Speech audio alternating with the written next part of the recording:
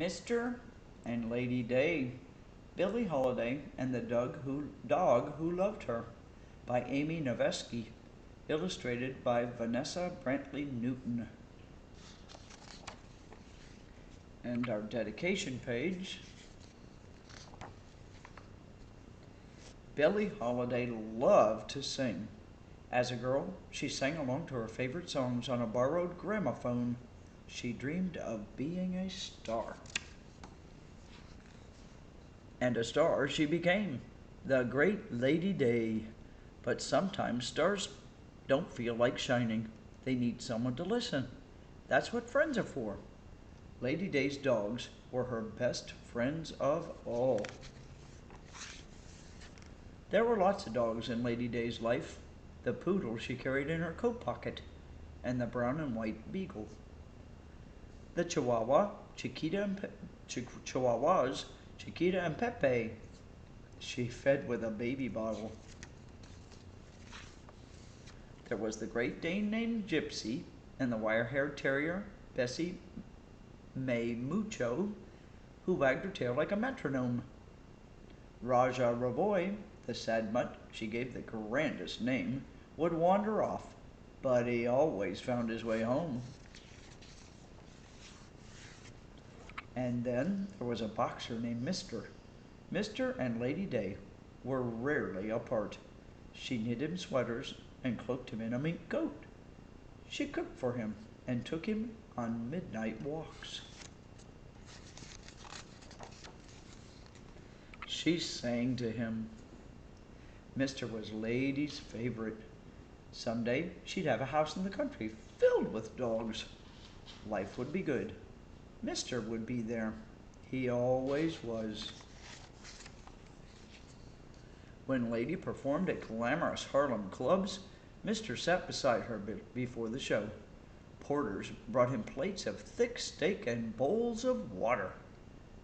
Later, he stayed with Lady in her dressing room while she pinned flowers in her hair. He kept fans at a polite distance. When it was time for her to sing, Mr. would lead a nervous lady to the stage and wait for her in the wings. Lady was famous for singing the blues, but the sadness of her songs didn't matter to Mr. As long as he could hear her, he was happy.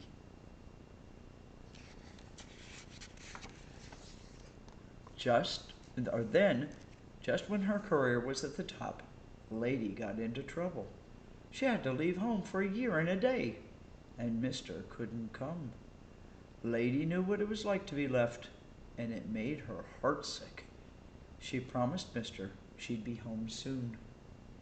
But when she looked into his sad eyes, she wasn't sure she'd ever see him again.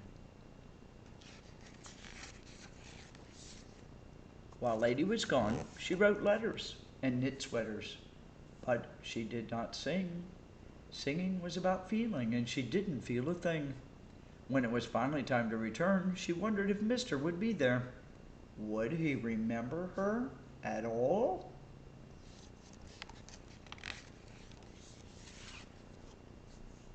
Then there he was, running down the platform. Mr. leaped on Lady, knocking her down. Somebody screamed, and everyone scattered. But soon a crowd gathered.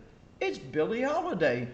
And Lady's homecoming was as bright as a paparazzi's flashbulb. Lady couldn't go home just yet. On the front porch at a friend's farm, she rehearsed. It was time for her to sing again, whether she felt like it or not. In just 10 days, she'd have her biggest show ever at New York City's Carnegie Hall. Lady was afraid. She'd heard the rumor that the great Billie Holiday was through. Was it true?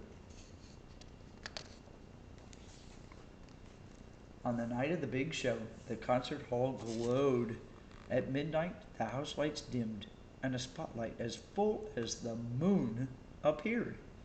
Slowly, Lady walked to the center stage, the hall so quiet you could hear her heels click.